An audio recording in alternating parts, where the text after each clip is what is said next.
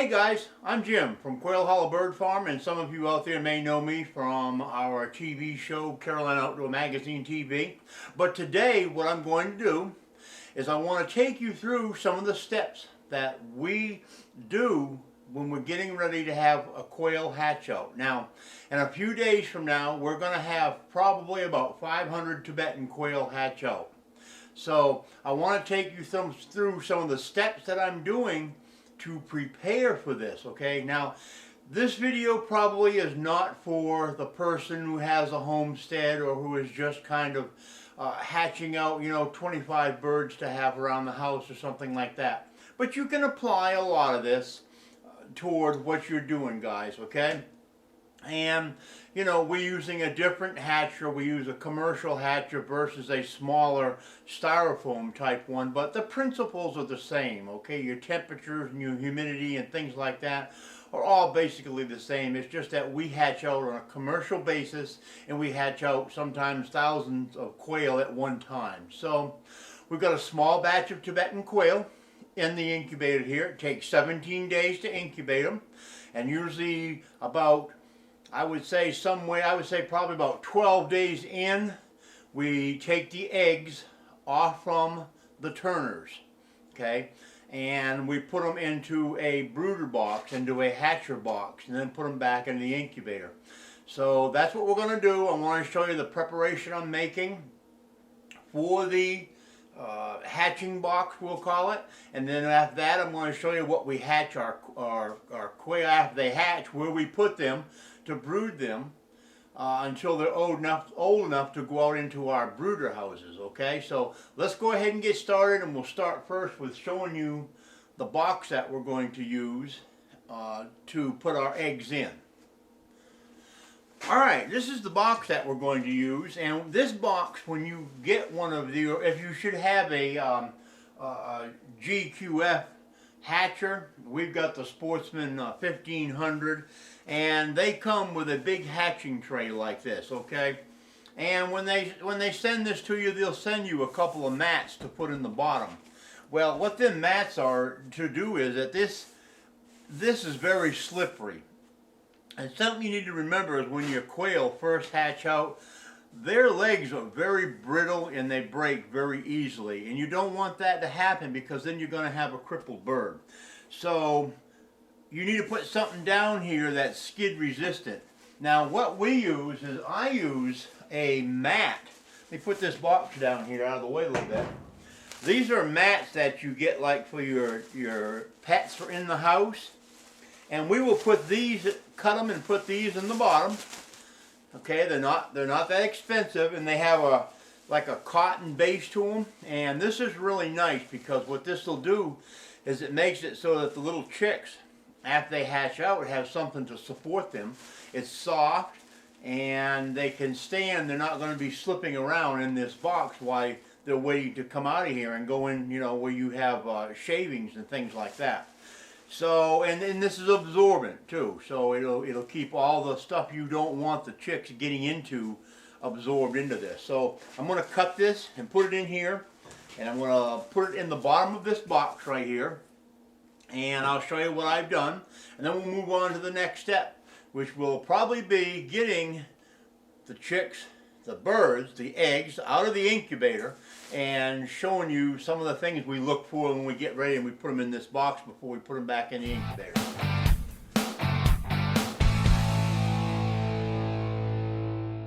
Alright, we've got our tray with our padding in the bottom, and this, like I said before, this will give this a real good surface for the birds and their little toenails to grab onto here, and they won't be sliding around. All you really have to do, and I'll move up a little closer if you look, is I've just taped this, okay, all around the edge right here. And the reason I've done that is because you don't want the birds to get up under here. Now, these cardboard mats they send are really nice too, because they're pre-cut and you can just lay one in there and you don't have to tape them. But we just happen to have a lot of this around that we use for our other system that we had when we were hatching out eggs, so I just want to use it up. You can use masking tape. Sticks really well to this plastic box, and You know, you can use any kind of tape, but I find the masking tape stands up really well. So let's go ahead and we'll get I'll show you the incubator, show you the eggs inside, and let's go ahead and do that. We'll start getting our eggs out and we'll start putting them in here and get them ready for hatching in a couple of days.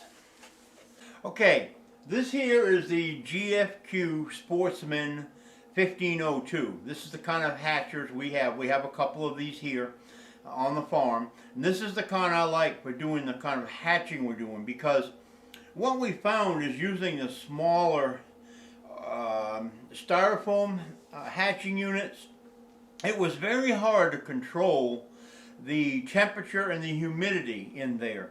And when you took the top off from your incubator to either candle your eggs or whatever you were doing, your air and humidity just went and just left. Well, the same thing happens here when you open the door, but this recovers very fast. Your temperature will drop, of course, and so will your humidity will change. But once you close this door, it might take probably less than 5 minutes for this to recover. That's one reason why we like these. And not only that, but we weren't getting the hatch ratio that we really like to have.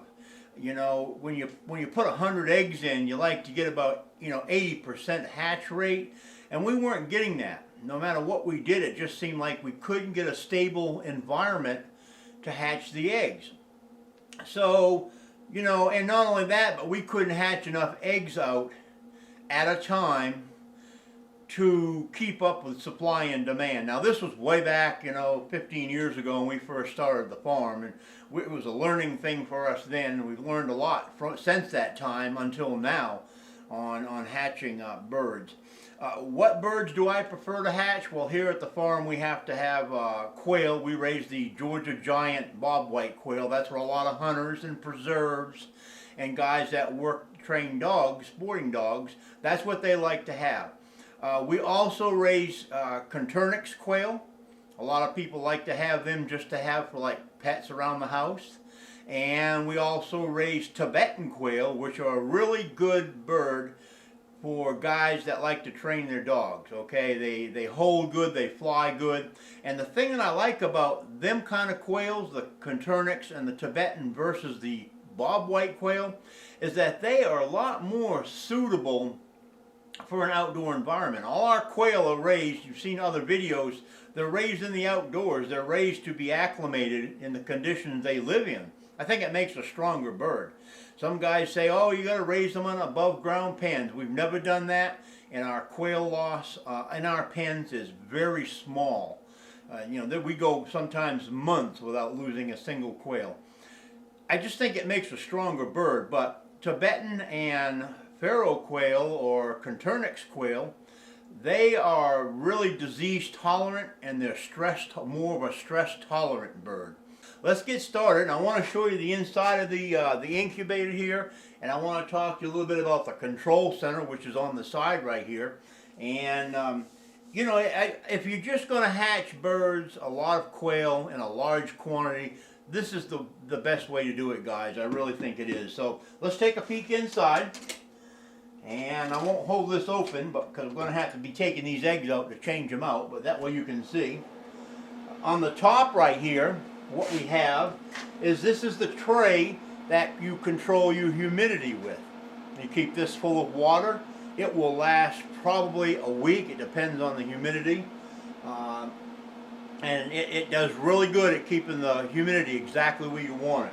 And then you have your trays right here that you put your eggs in. I don't know if I have an empty one. No, I don't. Here to show you, but these are your quail racks, and they fit on these platforms, and this will keep turning constantly and changing the eggs, so you don't have to do it.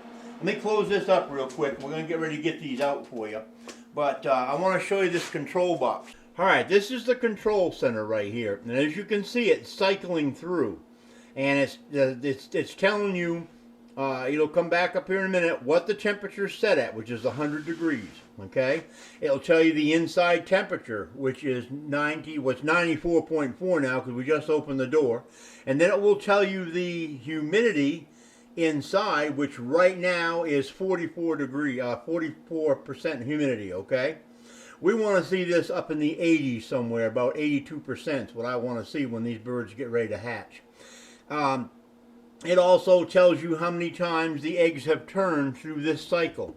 Like I was saying, this is a 17-day to 18-day cycle on these type of eggs. Bob white quail, they usually hatch out somewhere around 23 to 24 days. So Tibetan are just a whole lot faster. But this is the control center. From here you can control your temperature and everything you need to control. And it keeps the incubator at precise temperature and humidity, which is what you have to have when hatching eggs. Okay, so anyways, I'm taking these eggs off from this tray, and I want to show you an example of a couple of bad eggs. So far we had a really, we've been doing good. I haven't found many eggs that aren't suitable for hatching, but I did find a couple. When you find an egg like that, all right, or if you find an egg like this, and let me get a little closer, you can see a crack on that egg right there. That egg right there is not going to hatch. So you want to set these out. You'll know when you open your door on your incubator or your top of your incubator, you'll smell the bad eggs in there, and you just have to look for them. Now, we're just going to keep on inspecting these eggs, and you just quickly inspect them as fast as you can. Now, another thing I'm doing is after time, you'll be able to pick up an egg and feel the difference in weight. Them two eggs right there are what I call a dead egg. There's nothing in them, okay? You'll be able to feel the difference in the weight, and you'll know whether the eggs have something in them or not. And you just set them aside because them eggs aren't going to hatch either, okay? Now the reason that I have a few of these bad eggs in there, guys, is because I do not like to open the incubator unless I absolutely have to. When I have to put water in there or something, I'll open it, because every time you open that incubator, it changes the atmosphere in there. And by doing that, they're changing the chances of an egg hatching out. So do I candle my eggs? Yes, I do at the start, but I don't after that, okay? Because I don't want to be handling these eggs. And it's hard to candle Tibetan quail eggs versus other eggs that are just single color. Alright, you can see I'm almost done with this tray, and then I'm just going to put this tray aside. And it's always a good thing to remember when you're done, clean your tray and sterilize your tray. Do not turn around and put eggs on there if you have not cleaned this tray. Go now, and I'm going to pull out another tray really quick. Now see, I opened that door and I don't smell that smell that I had before, which means that first tray was probably the one that had the bad eggs. Close the door back up. Okay, I've got 6 eggs right here, and I can, because of experience and because we've actually hatched out we probably hatch out anywhere between 80,000 and 100,000 or so birds a year. So I can pretty much tell. But if you look at these eggs, these are what I call dead eggs, okay, guys? And if you take these eggs and you just put them on the table like that, you see how they kind of act like bobbleheads? They just kind of bobble around like that. These eggs won't do that. They'll kind of roll around and they'll sit flat, okay? And the reason being is because these have a live chick in them. These don't. These are dead eggs. Another way is if you look, like this egg especially, if you look at it, it's almost standing up on its end like that. Same way with that one. See, they're kind of almost balancing on their ends. That's because the yolk is all settled to the bottom and hardened. Where these eggs right here, if you look at them and you look at the difference, they're pretty flat. And that's the way you can tell whether you have the difference. Another way you can tell the difference between whether you have good quail eggs that have a viable chick in them or ones that don't. And you just want to take them and put them aside and don't put them back in your hatcher. Okay, we got our birds in our hatching tray, and I want to get this inside this incubator really quick. It's already recovered, the temperature's back where it needs to be, and the humidity's back where it needs to be. But there again, once I open this door, it's going to change. So one thing you need to do is you want to make sure you have a manual button on the side of this incubator, okay? And by pressing that button, I'll show you really quickly here what happens.